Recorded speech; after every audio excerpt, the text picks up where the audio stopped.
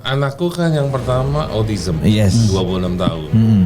Jadi sekarang aktivitasku ya fokus di sana 100%. Karena 2021 kan kita pensiun dini istilahnya. Jadi 2021 kita pensiun dini, 32 tahun setelah bekerja dari bawah sampai dengan ya lumayan lah waktu itu posisinya.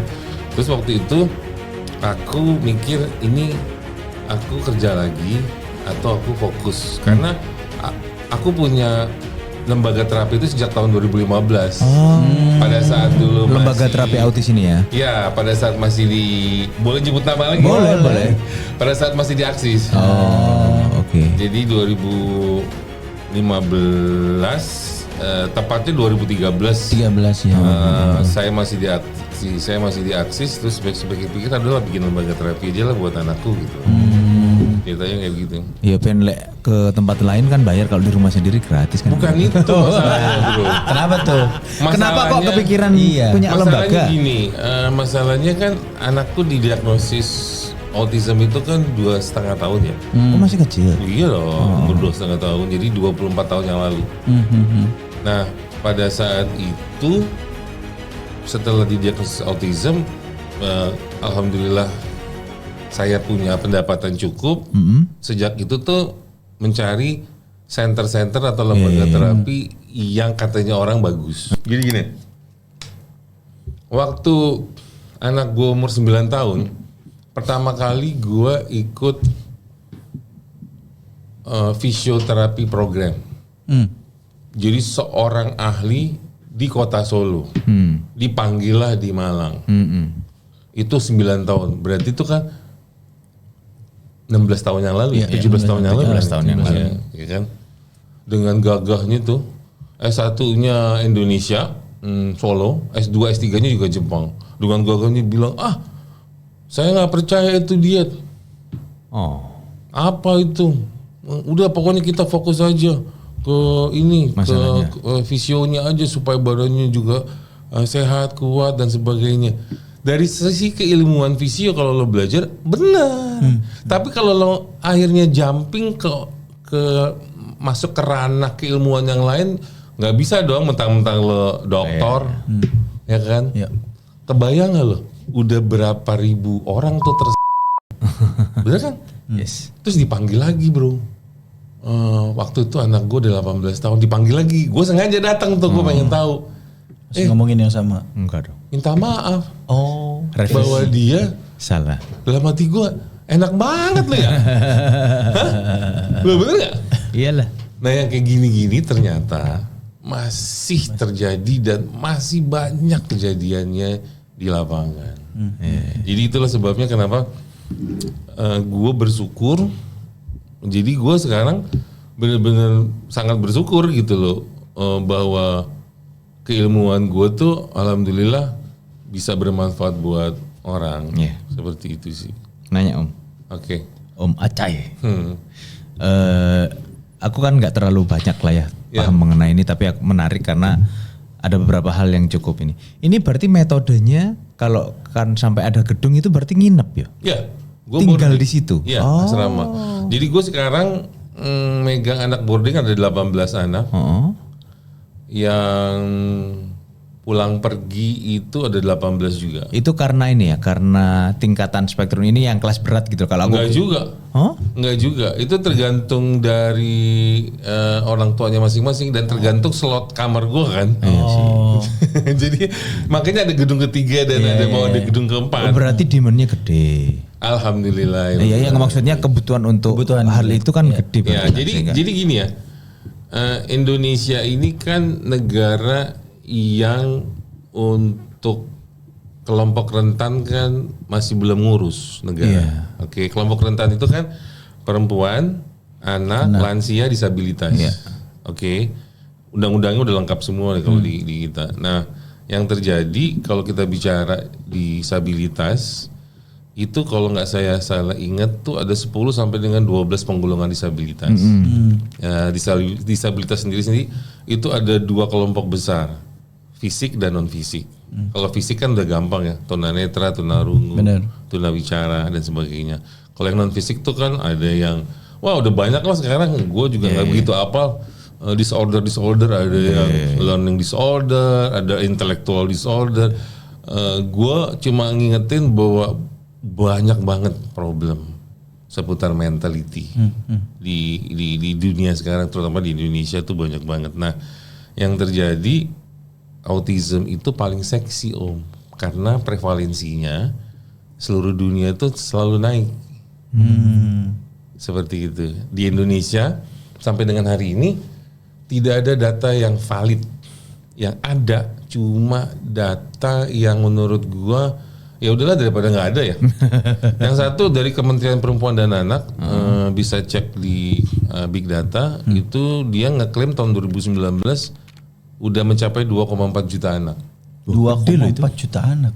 Hampir 1% dari populasi loh. Iya. Tapi lo mau tahu tahun 2020 Fakultas Kedokteran Kesehatan Masyarakat UGM riset kecilnya dia memperkirakan tuh ada 3,9 juta. Oh, gede lah. Sih, Itu itu 2020, sekarang 2026. Oke. Sekarang gini, anggaplah 4 juta aja. Iya. Gue waktu diakses sama di Smartfriend, karena gue megang Jawa Timur, Jawa Tengah, tuh Jawa Timur aja, itu sebaran tuh cuma 4%. Iya. Target nasional, gue cuma dikasih, Jawa Timur 21%, 20 sampai 21, Malang Raya tuh 4%. Oke. 4% dari 3,9 kita tengah-tengah 2 juta aja. Iya. Oke. 4% dari 2 juta berapa? Kan 80.000. Iya, banyak itu. Iya. 80.000 itu Stadion Gajayana penuh kebal itu. Iyalah. Kalau dikumpulin semua Malang Raya itu Kabupaten Batu sama kota itu kalau dikumpulin kebal itu Gajayana. Iya. Kebayang kan? Betul. Cuman kan gini Om, akses untuk bisa ke MAC itu kan nggak semua orang bisa. Oke. Nah, apa Om yang kepikiran gitu biar ini informasinya atau edukasinya? Kalau aku koreksi ya kalau salah Om, kayaknya ini kan kayak akan sangat custom pendekatannya kan. Tiap anak akan bisa beda-beda. Kayaknya kan sampean ngumpulin data dulu sehingga nanti anak yang kayak gini harus begini-begini. Kayak gitu kan? Oke, jadi gini. Satu-satu ya.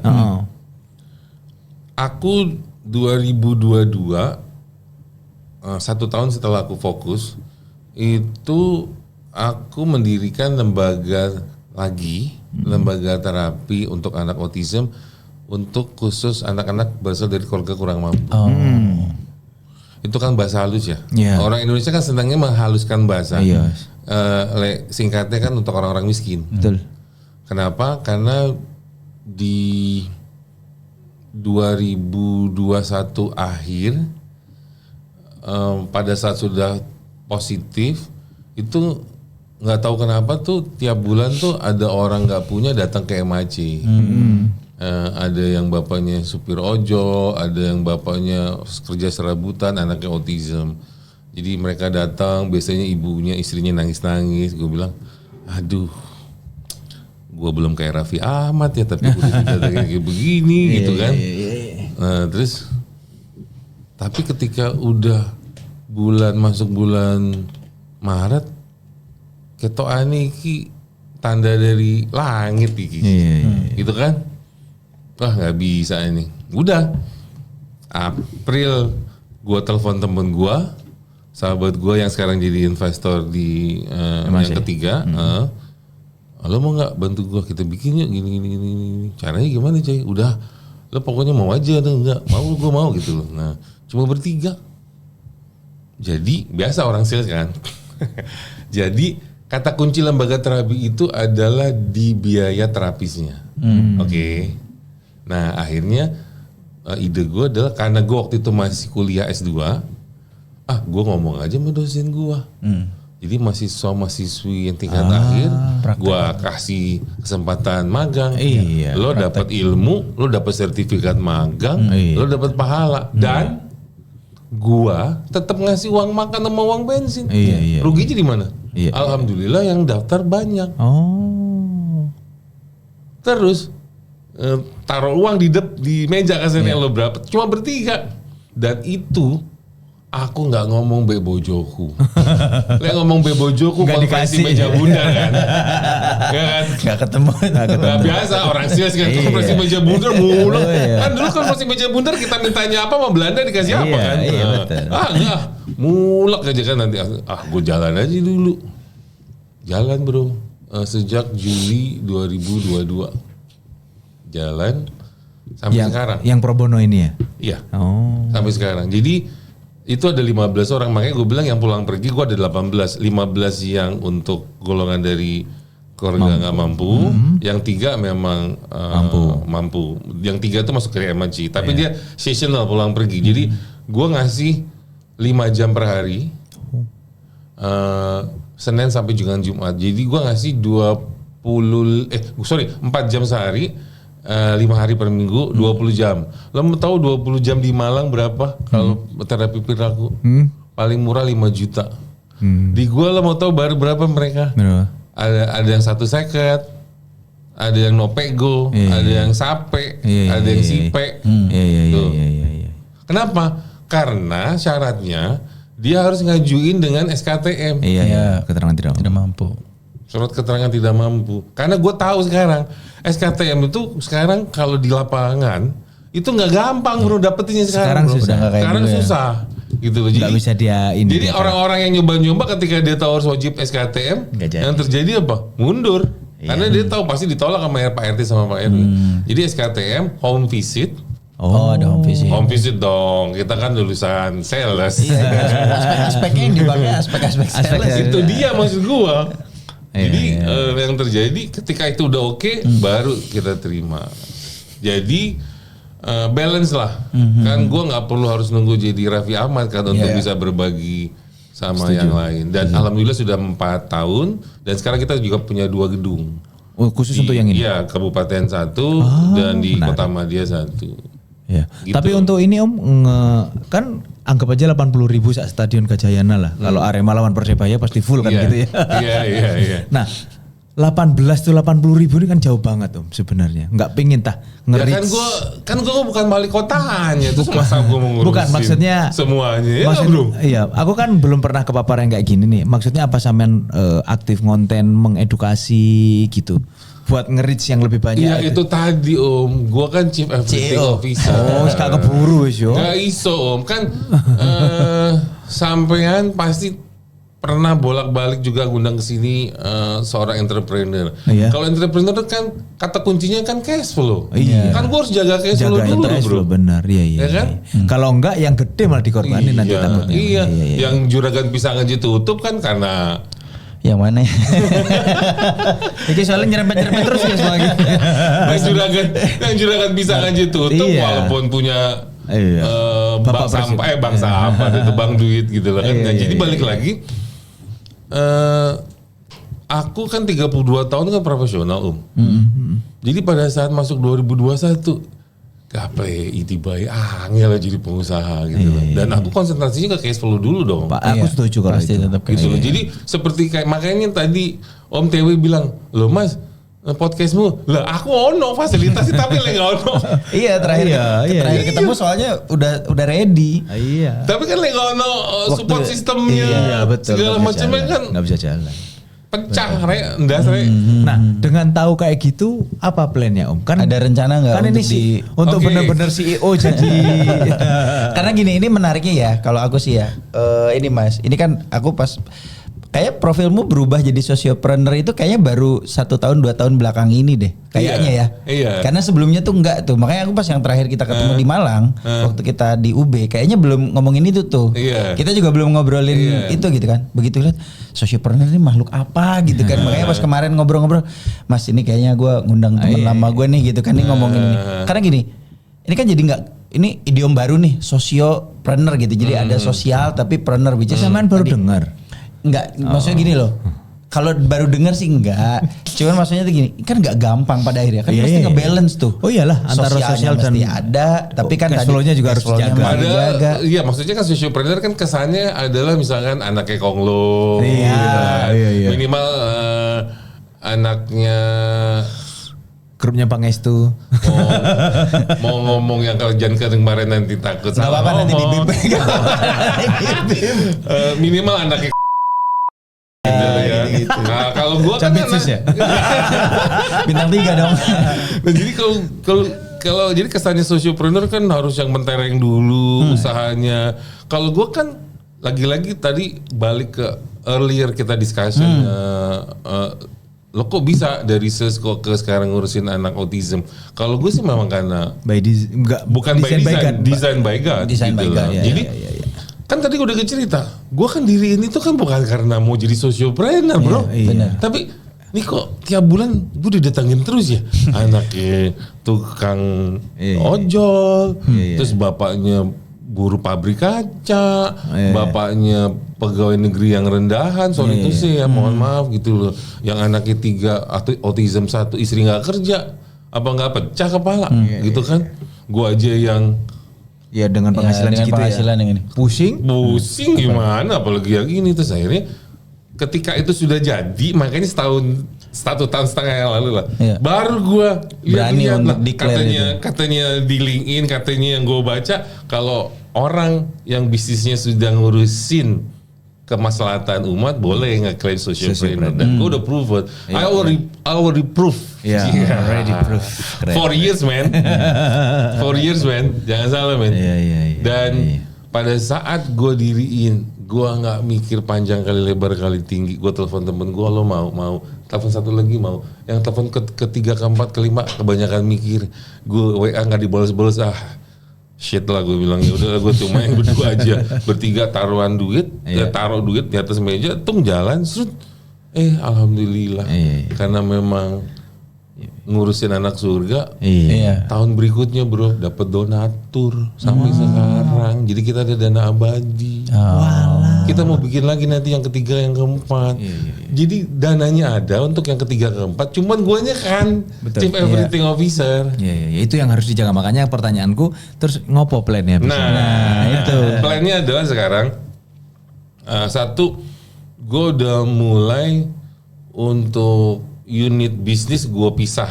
Jadi ada dari tim gue yang udah gue kasih kepercayaan untuk handle unit bisnis gue. Jadi di kita itu sekarang udah ada bro. Jadi bukan hanya Danon yang punya mineral water, gue punya Mac Water namanya. Jadi tapi kita kelas kampung. Tapi prinsipnya kan sama. Gue punya mineral water pabrikan sih gitu kan.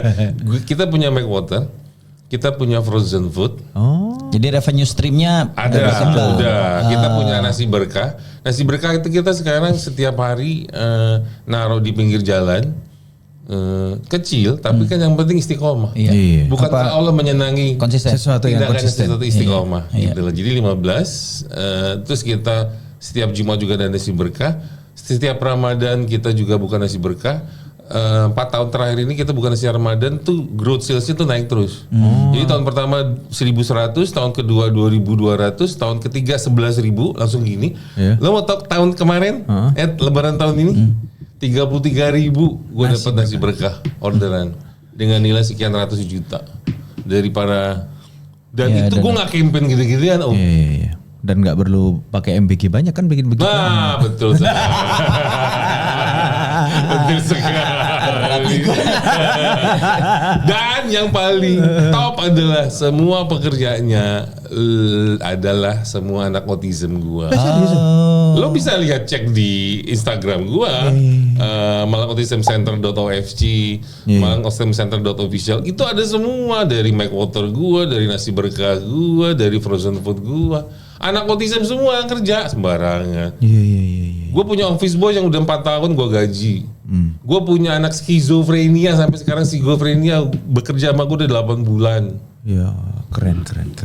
Alhamdulillah bro. Jadi ini secara ekosistem memang ya udah itu semua. Udah. Ini jadi doain aja sehat. Ya itu pertanyaan doain berikutnya. Aja, karena itu pertanyaan berikutnya Om sebenarnya kan. Meneruskan sesuatu yang sudah dibangun ini yang paling susah kan mempertahankan. Kan mikirnya sekarang adalah apa istilahnya bikin penerus yang bisa kayak gini ini kan nggak gampang. Apakah udah dipikirin? Karena kan everything should happen kan. Ya kalau gue bilang sih kalau gue sih benar-benar perjalanan gue tuh bukan karena saya pribadi. Bener-bener kalau gue bilang sih memang bener-bener dari langit ya, dari hidayah dari Allah. Allah udah ngatur. Jadi gue akhirnya selalu sekarang nih, gue selalu kalau ngomong kalau ditanya, kok Pak bisa? Gue selalu bilang gini, gue tuh 32 tahun. Itu sebenarnya sama Allah tuh gue disuruh belajar. Suruh sekolah dulu. Udah ditempa. Kerjaan gue baru sekarang. Wah. Jadi itu tempaannya. Berat kan? Apa ini? Gue juga baru tahunya sekarang Om. Karena bagi gue tuh gini loh, contohnya begini. Contohnya nih, hari ini kenapa gue bisa datang karena gue bertepatan gue ikut workshop yang mana speakernya dari Amerika semua. Oh, yang audisinya. Ya, konsep ABBA itu yang ciptain itu orang Amerika. Ya. Oke. Jadi kepo dong gue kayak gimana sih gitu ya. Nah masalahnya kalau konsep ABBA itu adalah konsep. Jadi konsep untuk kita bermain analisis data. Betul. Gampangannya before and after. Iya. Alhamdulillah gue udah blengek ikut di aksi sama di smartphone kan. Dimaki-maki sama bos gitu kan. Udah blengek udah. Tapi kan udah jadi mendarah daging. Iya. Jadi gue akhirnya Om, semua hal-hal yang ada di teori, andai kata belum gue belajar, Iya, itu susah banget ya. I already practice in my school. Iya. Contohnya, ya, big framingnya ABBA itu adalah ABC. ABC itu adalah antecedents, behavior, sama consequence. Jadi ilmu besarnya itu adalah setiap kali anak autism berperilaku, lo mesti tahu nih kenapa dia berperilaku seperti itu. Pada saat berperilakunya, lo mesti tahu perilakunya seperti apa dan konsekuensi atas perilaku itu lo seperti apa. Oke, itu adalah konsep pertama daripada ABBA. Jadi kita mesti benar-benar tahu. Nah, yang berikutnya adalah pertanyaannya, gimana kita untuk bisa memberikan pelatihan kepada anak-anak itu supaya bisa seperti yang kita inginkan atau perilaku basic. Mereka mengeluarkan lagi tuh satu konsep namanya DTT, Discrete Trial Training. Jadi sama dia tuh dipecah menjadi menjadi bagian-bagian kecil.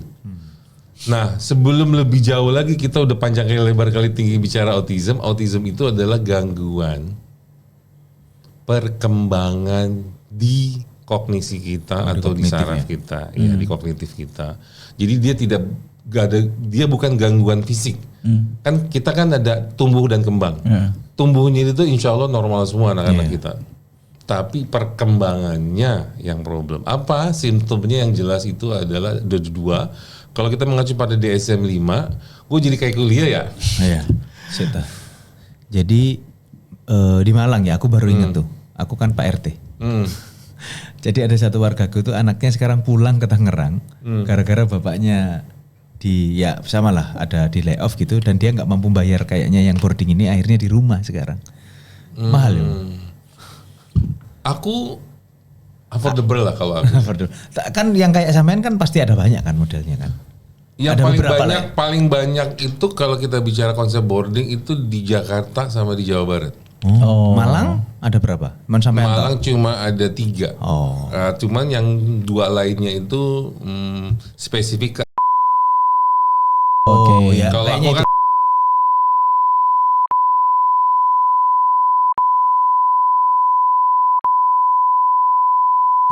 bahkan ada itu waktu pertama kali masuk keluhannya itu ada 5. Satu, tiap hari telanjang bulat, umur 23 tahun pada saat itu masuk, sekarang umurnya 27. Chinese, Katolik, jadi dia telanjang bulat setiap hari, setiap malam dia ngompol, setiap makan pasti ngambil makanan temen-temennya, terus senangannya loncat-loncat di tempat tidur. Itu keluhan utama dari pada saat dia masuk. Jadi jangankan lo bicara ke gereja, itu aja masih problem. 23 tahun dan sejak umur 3 tahun sudah diterapi oleh orang tuanya, karena orang tuanya kan lumayan menengah atas. Ya neng aku kan gak ono sing nggak duwe. Iya. Uang gedung ada, uang pendaftaran ada, bulanan ada, gitu kan. Nah, yang terjadi pada saat tahun kedua, anak itu udah bisa mulai doa ala orang Katolik, ya kan? Terus yang bikin orang tuanya kaget adalah ternyata anak itu kita latih udah bisa ke gereja. Itu ada di Instagram kita. Jadi guyonannya sama orang tuanya, ini namanya nggak etis saya sebutkan. Karena, ini Katolik tapi yang ngajarin ke gereja Haji Muhammad Cahyadi. Untung gak diajarin di masjid yo.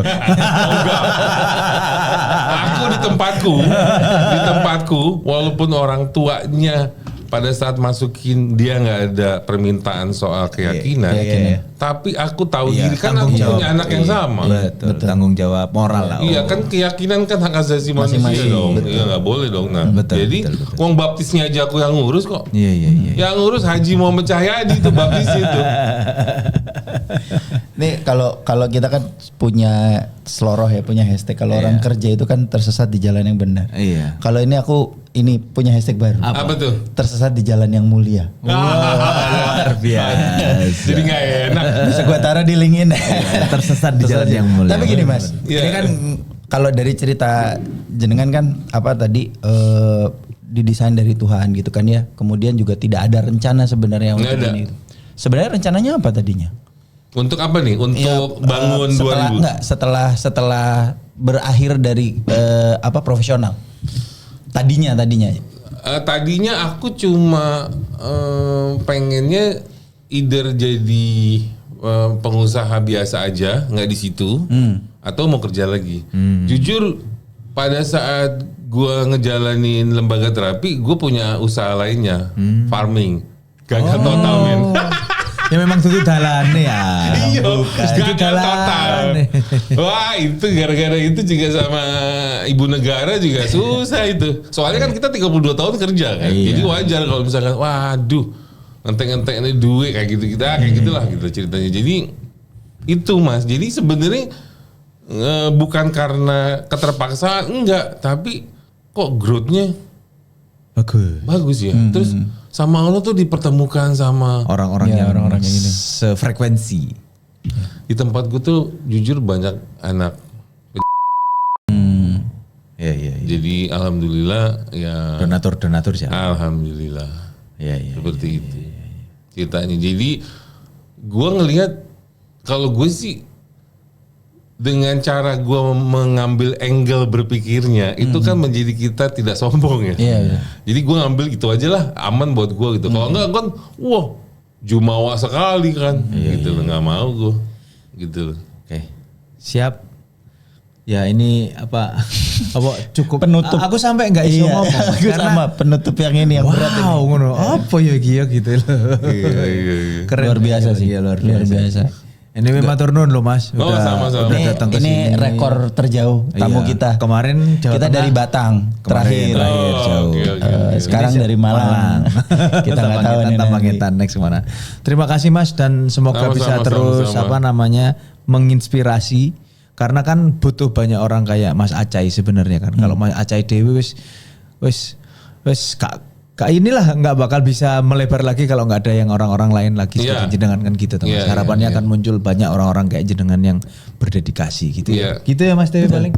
Matur nuwun Mas. Ini matur Sami-sami, nuwun sami-sami. bukan dari kita tapi dari mungkin orang-orang yang terinspirasi dari MAC. Wah, aku leneng Malang ngombene MAC kok. Oh iya. Make water. Make Insya Allah mungkin beberapa waktu nanti aku ke Iya, Malang benar. mampir insya Allah. Boleh. Siap. Sip. Terima kasih. Sami, Mas Acai. sami.